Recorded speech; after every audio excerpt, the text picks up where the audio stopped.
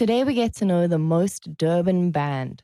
We have Damien on behalf of Hawema, an Afro-punk outfit that'll make you jump. Damien, you get trapped in a magic music venue. To escape, you have to choose. Whenever you listen to music, you can either hear the same good song or you can only hear bad songs. But the bad songs change. Yes, different bad songs, one good song. Do you know, as weird as it sounds, I reckon variety is the spice of life. And if you got trapped listening to the same song over and over again, that's kind of like limbo or hell. So I'm going to go with different bad songs. What's an actually bad song to you? What's that criteria? Wow, man. I don't know. I guess it's different for everybody. And we've all got these weird life experiences that give us different kind of reactions to different kind of music. But yeah, like not wild about like Christian rock and maybe like particular kinds of pop music don't really do it for me. Hey, I get that other people are like moggy about it, but it's not my personal flavor.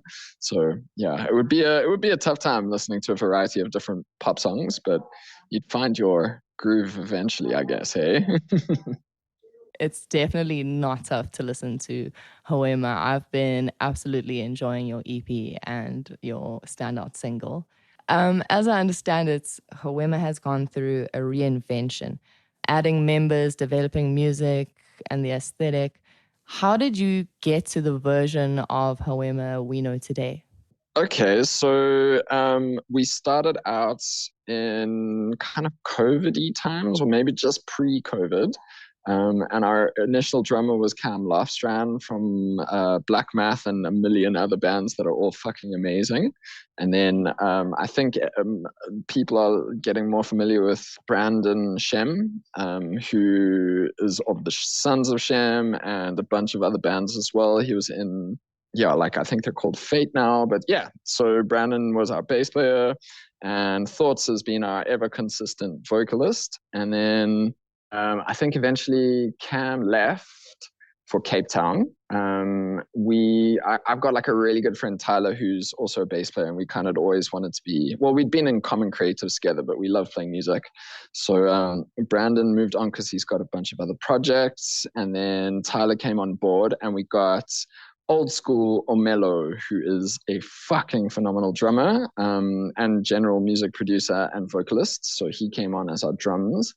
And then it was a nice blend of kind of South African flavor, right? Because you got your two punk, like dirty white boys, and then you got your like African flavors, you know, from old school and from Thoughts. So yeah, that's kind of the sound that we've been repping lately, although unfortunately old school moved to Switzerland. So we swapped him out for another jazz drummer that I knew from doing music school at UKZN. His name was Byron Tambu. He came and filled in for us for the whole of last year, but he is ducked out again. So I think now we're moving on to Josh, who used to be the drummer for Poster Boy. He was their first drummer, but now he just plays in a bunch of really cool punk bands and fits our vibe. So yeah, that's where we're at the moment. Yeah, and then I guess a lot of the sounds we're sort of playing were related to the frustration and anger that most people feel related to, you know, state of affairs in our country, and, you know, how even though we're South African, we're lovely and we all love different cultures and shit like that, there's a cuck ton of racism that still exists in the land. And yeah, just being homies with people from different cultures and walks of life, I think is a good way to action change against that within your own personal life. So those are kind of the vibes that we embody. And your, you know, classic anti-establishment, fuck the government kind of, you know, punk rock. Do you sort of find that with each new member, because now you've sort of spoken about almost like at least 3 rotations with Byron and Josh now, do you find that your sound maybe changes through playing with different members, and like that might even carry over into studio? Yeah, no, definitely. It always does. And I kind of like that. Like I like everybody's individual personality to come through. Like, I think it's important to have a band leader, right? You got to have someone kind of driving the ship and just making executive decisions. But it's also important for the band to be like democratic and open, and everyone's got a voice in terms of like music writing and that kind of thing. And so I was fortunate enough to do a jazz degree at UKZN. I think I finished about 3 years ago or something like that. And one of the things that always stuck with me was the one teacher always used to be like, Brad, the drummer's got to be the best musician in the band. So we have rotated out about 3 or 4 drummers, and yeah, it's always challenging, but there's always a different kind of groove that comes along, like different accents on different kinds of riffs, and just the way it always do fills that really, yeah, gives it a new thing. But it's kind of invigorating to see everyone have their own takes on old songs and then their personality on new songs. Yeah. And what about you? I mean, I'm curious as to how jazz might shape your approach to music. I mean, you've mentioned it as an element of chaos and composition. Do you borrow other aspects like improvising? Oh yeah. So I don't think I've ever played the same guitar solo twice. I obviously have like my general basis and framework, and I know where, how long, and what sort of flavor I'm going for. But yeah, most of it's improvised, and that's how I like it. I like it to be, a little bit wild and free. But yeah, I mean, when I hop off stage, people tend to tell me that I sound quite jazzy. Obviously, we still sound like a rock and roll band, but yeah, you spend some time learning, weird scales like all of the different modes and like harmonics down a fifth and all this kind of stuff. And every single experience that you go through in your life sort of shapes you as a musician. Jazz was a really big, important thing for me just because I really wanted to get into the nitty gritties of music and the complexities and all that kind of thing. So yeah, it's impossible for it to not have an impact on me. But that being said, like I always say that I studied a jazz degree. It's maybe the wrong phrasing. It's better to just say I did a music degree, because you're really just using jazz as a means to tap into complexity that allows you to sort of understand how things work at a particular level. Yeah, so it's a big deal for me. I often go to festivals and shows and gigs where people shit all over jazz, and I've seen people get in fights, and sometimes I relate to it, and sometimes I don't understand why people get so worked up about it. But yeah, I like the jazzy jazzness, man. It's a good, deep, old school sound that connects you to culture and history. So why not embrace it? Dope. Rage Against the Machine, that's cited as one of the band's influences. Who else inspires your work?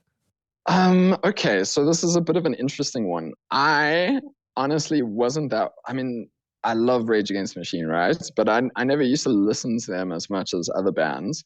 But it was just you're trying to describe your sound to other people who've never heard you before.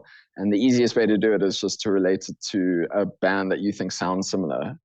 So obviously we've got a rapper on the vocals and we play heavy guitar-based kind of music in the background, which is Rage Against the Machine's thing. Plus we like the counterculture sort of like aspects.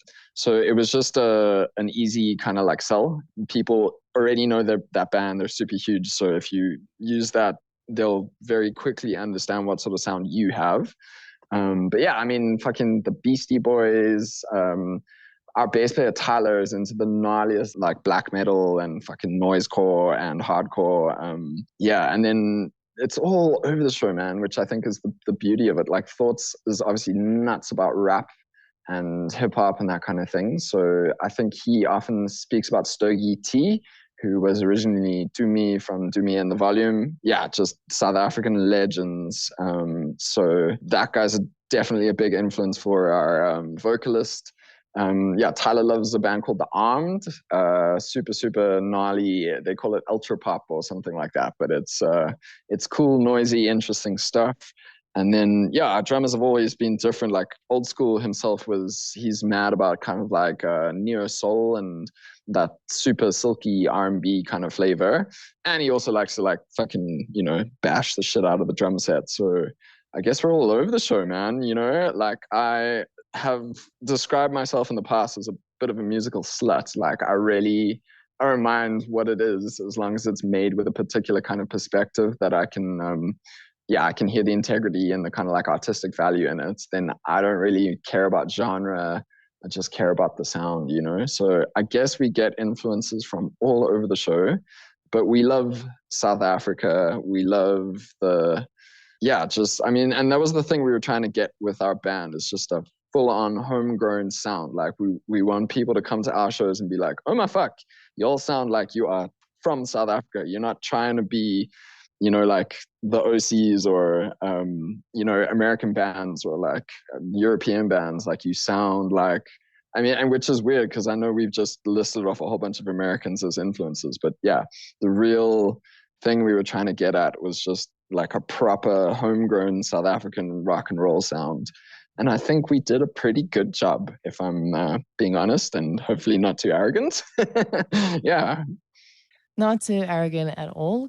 So if everyone is bringing something to the pot, then does that ever get a bit overwhelming? Like, how do you start a song if you are influenced by so many things, but you are at the same time trying to really identify with this Afro-punk label in a way? Yeah, I think like once you get into the band room, right? Humans are like cultural filters. You absorb all the stuff, it goes into you, and then you spend your time practicing and playing and that kind of thing. And then when you get to the band room, it's like we do runs of the songs that we need to like have down tight for shows and that kind of thing. And then it's not like we're like, hey, let's try and do a fucking neo soul song. It's just someone will drop a groove or a riff or a vocal or something like that. Someone else will try and match a thing that goes with it, and then fucking 20 minutes later, you got a new chorus, and you just go from there. So I think it's more of like indirect influences, not like direct, like we're trying to latch onto a particular sound. Like what we rely on to get that sound is just the fact that we all are South African. We've done a fair amount of work to ensure that the people in the band reflect a different perspective of that South Africa. And the songs were written, it comes out, it's kind of like inevitable, you know? So then if you sort of write and you riff off of each other and something eventually comes out of it, and then you've also mentioned that you like to improvise a lot. What happens when you suddenly have to lay these tracks down in studio and like crystallize them essentially, or at least a version of them? Like, how did you go about recording the EP? Okay, so for starters with improvisation, right? It's not like you're coming up with everything on the spot in front of people. Like we've worked out the song structures, so everything's got a form. You're going from verse to chorus to verse to chorus, and then solo. And it's just when you get to that solo part that you're gonna hit your improvisation, right? So the structure is crystallized, the sort of like rhythm, the beat, the underlying like power of the song is all there. The vocals are written. Yeah, the improv comes predominantly from the solo sections. Yeah, so for us, the recording process was quite interesting. Cam fortunately had a decent setup, so we did a couple of singles with him before he left. And the EP was recorded and produced by him. So he's I think it's 4 tracks that he did. And then we really felt like we found this groove when it was like Old School Thoughts, myself and Tyler. We got this really Kerr flavor going on. We wrote a whole bunch of new songs. And we were stoked, man. And we were fucking ready to hit the ground running, like go film a million videos, like fucking hit festivals, all that shit. And then Old School was like, yeah, man, I'm so sorry, but I gotta go to Switzerland so I can, have a better life. And yeah, so I was like, oh man, as your friend, you definitely got to do that. So what we did is then we got him. So I also work in music and audio as like my sort of like main source of income. So I work at a studio called New Noise in Durban. We predominantly focus on sort of like VO and ADR for film and like that kind of stuff. But it's a very, very good studio. So we set up like the kit inside the booth, and then we had live tracking, and we basically we recorded the drum parts for about 7 songs, and then Old School left. And then once he'd left, we did the tracking for the bass parts, the guitar parts, and the vocal parts, plus a couple of like, extra flavors that you get in there just for vibes. So we managed to do Luto, and then shit hit the fan with a lot of different members' lives. So like I fucking have been working my face off, and obviously we've gone through a variety of changes with drummers. So we've still got 6 tracks kind of like sitting on the back burner waiting for us to just like finish them up. But yeah, that was the general smash some recording process for us, which I think is very non-traditional, but that's how we like it. So there are some songs in the vault, like any chance that we can hear a studio version of songs like Faga Imali and Sun Goes Down? Yeah, both of those. Yeah, so Faga Imali, Sun Goes Down. We had another one called So Durban. That one's in there as well. Yeah, there's a bunch, man. Thank you for mentioning Sun Goes Down as well. That was my first song that I ever wrote. I was quite stoked. Nice. I'm excited for those. So then, okay, so if you've got a few of these almost like laid down, but your EP doesn't contain all of them, like how did you choose which ones to keep and which ones to leave for later? Because to be honest, when we started the whole recording process, we weren't planning to leave it. We were just gonna whack them out like 1 month after the other, and then life happened. So yeah, but it's kind of like once you have a whole body of work, right? You sort of just look at the ones that sort of match the thing that you're trying to put out the most, right? And then it's just about strategizing, like almost the way you do it for a fucking concert, right? Like you don't want to have like 3 fucking heavy ass bangers and then go for like something chilled afterwards. You kind of want to like have these dips and troughs and highs and lows. So yeah, we knew that we wanted to start with Luto because it said something important, and it was like close to this time in Durban where there was like rioting and fucking flooding and just mad like systemic failure from the government. So that was just the first one that we wanted to hit. But yeah, the other ones are, like I said, they're on the back burner, and we're very fucking keen to get in the studio. We're just trying to sort out our next drummer, have a couple practices, get going, and then we'll get back on track with that. So for people who haven't seen you perform live, what's a typical Hawema show like?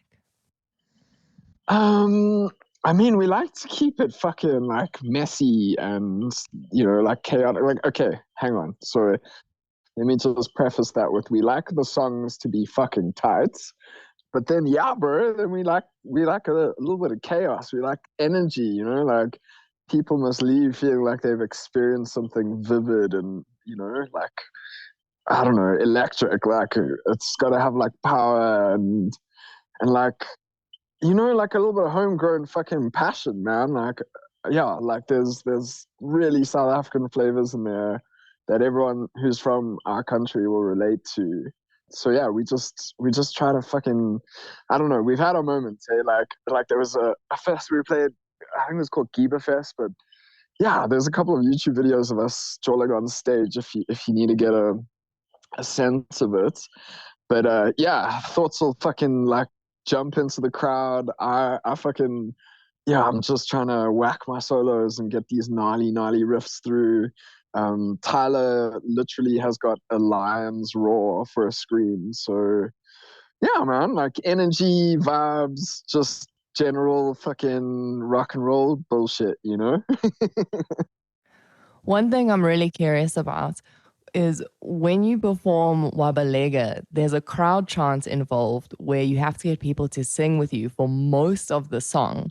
So has there ever been a show where the crowd gets a bit too much into it? Or like, what do you do if something like that backfires and people don't sing with you? I have to be honest with you, that's never happened to us.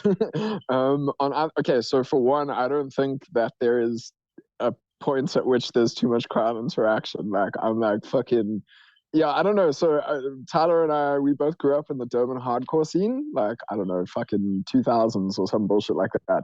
So we're very accustomed to audience members grabbing the mic, piling on top of each other, trying to fight to get to the microphone so they can sing along and shit like that. Yeah, man, I like the chaos. I think it's cool. It's why we do rock music, you know. Like otherwise, I'd just be in a straight ahead jazz band. And then on the flip side, obviously, yeah, it's like a single Zulu word. Like as soon as you start the song, we fucking drop it and always just go for it. So it's never happened that we've had a crowd who didn't want to chant along. No, I guess that we're at a point where we all have something to yell about. So we might as well just get into it with you every single time. Exactly, man. After touring Joburg, how do the scenes compare? I don't know. It was interesting. It was like, okay, Durban's been a fucking hell of a place to be a musician. Actually, I don't know if that's changed. Like, I think it's always been a tough place to be a musician. Like I've heard many human beings describe it as like the ultimate training ground because there's fuck all money, bro. Like, I mean, so I did the sound for the last show at the Winston when Matt and Luke left for well, Luke's still, I think he lives in Kokstad now, and Matt moved to Dubai. And then the Winston shut down, and then there was absolutely fuck all, man. So all of the shows that happened post COVID, there was a guy, and normally like the guy is someone like me who has speakers. We'd find a venue, like the Reverberate kids always like went to Aces, Stump Nose was around for a while. So I mean, yeah, like I think we wrote in our little musical bio that we really try to embody that DIY punk ethic of just fucking doing shit by yourself. So that I would say is one of the biggest differences. Like in Joburg, man, like not to say that they don't have to get sound guys in and all that kind of thing, but their knees are kind of set up, primed, and like made with the intention of hosting shows. Whereas in Durban, it's like you got to find a bar, beg the owner to like let you do it, find a guy with speakers, find someone to run the speakers while you're playing guitar in my case, or just fucking hope for the best. Yeah, homies on the door. It's just like we want it, so we make it work in a place where it shouldn't. But there is something fucking magical about that, if you ask me. And it's always been the way it is. And I think that's why Durban outputs such a high caliber of really incredible musicians across all of the genres. Yeah, but let me just disclaimer that by saying I fucking loved coming up to Joburg. Oh my God, bro. Like, it was just so sick to see people like really amped for like fucking like punk rock and that kind of like music. So we've done a couple shows with Shameless. I fucking love those O's, man. Like Musa, King, like yeah, they just fucking they got the same vibe as us. But it seems like like Joburg, and I think based on Can's sort of like reports from Cape Town, people have more options, they're more ready, and they're more amped to go out. Durban is a place where people struggle, man. Like there's less cash, there's less kind of industry for people to make money off of. So it's smaller, but it's lacquer. I feel like Durban is punk as fuck. You guys like to undersell yourself and act like you're an underdog, but you're actually packing the most. I feel like you guys need to just claim it already. I don't know. I don't know how we would collectively claim it, man. But thank you. I appreciate that because I sort of feel the same. I like. I've always appreciated that the sort of like gnarlier, grittier music tends to come out of Durban from the band's perspectives. I really like that we fucking set up shows like wherever we can. It's a cool thing, man. Like I love living in Durban, even though I also fucking hate living in Durban sometimes. It's like one of those things. Like, yeah, it's like I was saying earlier, variety is the spice of life. If you only love something, you're probably gonna get bored of it. If you like have this tug of war sort of like relationship with it ends up sticking in your heart for longer. Definitely. Like if I could put Hawema on stage, it would be with the likes of people like Blackjacks and BCUC, Bomb Shelter Beast, Dank Neighborhood. You've named Death Grips as a dream tour companion. Oh God, yes.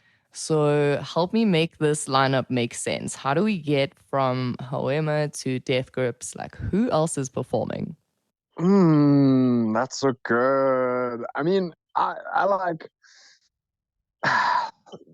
it's cool because like Death Grips has got that kind of like hip hop element to it, which is something that we relate to. But I would start with like, and not, I mean, like they're, I would say like far ahead of us, so it would be weird, but like Black Math to be the opener, just because I fucking love Cam, I love Tyler, I love like the whole band, you know, they're just a bunch of sick cunts. And that would be a good place to start in terms of rock, right? And then maybe, I don't know, bro, like somewhere like Tyler the Creator and Odd Future and those, because that's like gnarly dark hip hop.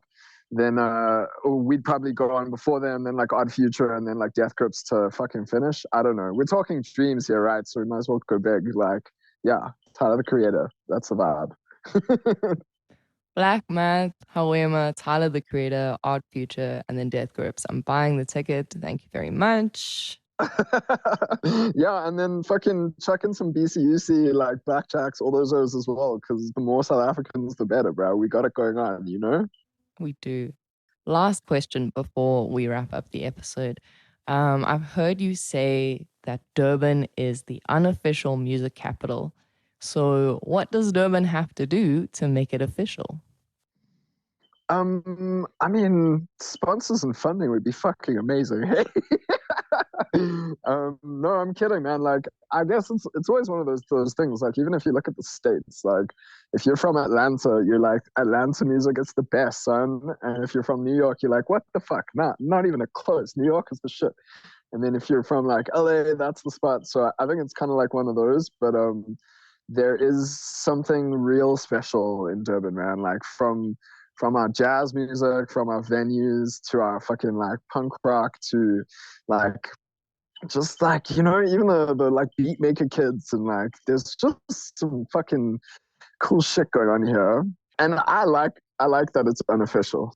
It's not a competition. We just vibe our vibe, others vibe their vibes, and then we find ourselves with a beautiful plethora of different culture across the country. So yeah, keep it unofficial and then bring the flavors, you know?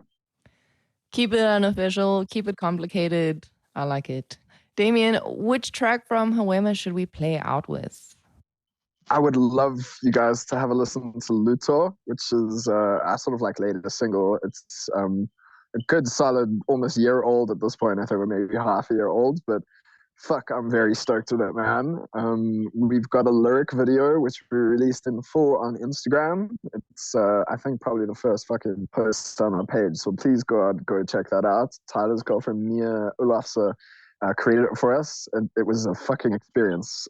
But definitely Luto, it sort of embodies all of our anti-establishment, fuck the government kind of like woes of the recent kind of like couple of years. So give that track a listen, revel in the South Africanness, read the lyrics. There's translations if you don't know what the fuck's going on. I understand, like me too, don't sweat. But yeah, listen to that shit, play it loud, and fucking play it everywhere, please. And thank you. I appreciate you. Bless up. Nice. That's my favorite one. Where can people find you and get hold of your music? Give us the handles. All right, so I mean, the main spot that we kind of like tend to do shit from is our Instagram page, which is at Hawema SA, if I'm not mistaken. You can find us on Facebook. We've got, I think, unfortunately, 2 YouTube channels. One of them is an official Vivo, which I think we have got 2 or 3 music videos on. We got a TikTok, which I'm absolutely god fucking awful at because Christ in heaven, I'm old, bro, compared to these youthful TikTok generationers. I don't know, Gen Xers. So yeah, we're everywhere, man. Just search Hawema. It's Hawema. It's a fucking Zulu word. It's fucking local slang. You'll find us. We do shows in Durban. Occasionally we dabble out to other cities, but just keep your ear to the ground. You'll spot us. Don't sweat. Sweet. And for everything Sludge, visit sludgeunderground.com. You can read up on the scene and get yourself some merch, maybe something to wear to the next Hawema show. Damien, thank you for spending such quality time and letting us get to know you. No sweat, Meagan. Thank you so much for having me. I really appreciate it. Yeah. Thank you for listening. This is Luto by Hawema. Sizokhuluma ngenhlupheko neniki enide intuthuko eqhamuka uhulumeni ongayisizo nalutho bayakhala obaba usizi bubhala ebusweni nasi ney'khukhula sibaqedile ngithi nasi ney'khukhula sibaqedile sizocela ushwele ngoba thina asinalutho bayakhala obaba mihlabalanga bayagwaba kuyozokube yinini silala singanalutho kuyozokube yinini idlala isibulala kuyozokube yinini omama bethu bekhala benganalutho sithi shwela siyacela sicela ukuthula ekhaya siyacela sicela ukuthula ekhaya ngoba phela sinalutho